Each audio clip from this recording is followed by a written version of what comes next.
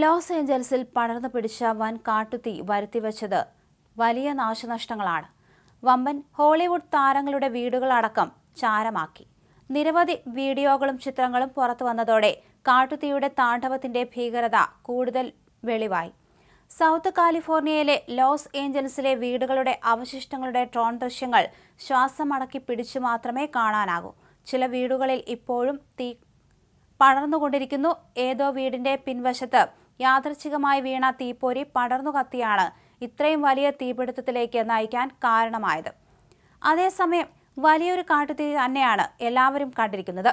ചൊവ്വാഴ്ച രാവിലെ 10:40-ന് ഒരു പ്രദേശത്ത് തീപ്പൊരി പുകഞ്ഞു കത്തി പടരുന്നതിന്റെ വീഡിയോ സോഷ്യൽ മീഡിയയിൽ പ്രചരിച്ചു. പിന്നീട് അത് വലിയ വാർത്തയായി. കാലിഫോർണിയയിലെ ജനങ്ങൾ നൂറ്റാണ്ടിലെ തന്നെ വലിയ കാട്ടുതീയെ നേരിടുകയാണ്. ഇതിനോടകം പ്രദേശങ്ങളിൽ വലിയ നാശനഷ്ടങ്ങൾ ഉണ്ടായി. ലോസ് ആഞ്ചൽസിൽ പടരുന്ന കാട്ടുതീ വലിയ ആശങ്കയാണ് ഉണ്ടാക്കുന്നതെന്ന് അധികൃതർ പറഞ്ഞു.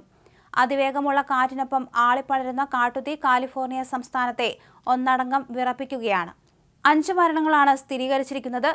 10,600 ഏക്കറോളം സ്ഥലത്ത് കാട്ടുതീ പടർന്നു പിടിച്ചു. അഗ്നിരക്ഷാ സേനാംഗങ്ങൾ ഉൾപ്പെടെ നിരവധി പേർക്ക് ഗുരുതരമായി പൊള്ളലേറ്റിട്ടുണ്ട്. വലിയ ബംഗ്ലാവുകളടക്കം നശിച്ചുപോയ അവസ്ഥയാണ്.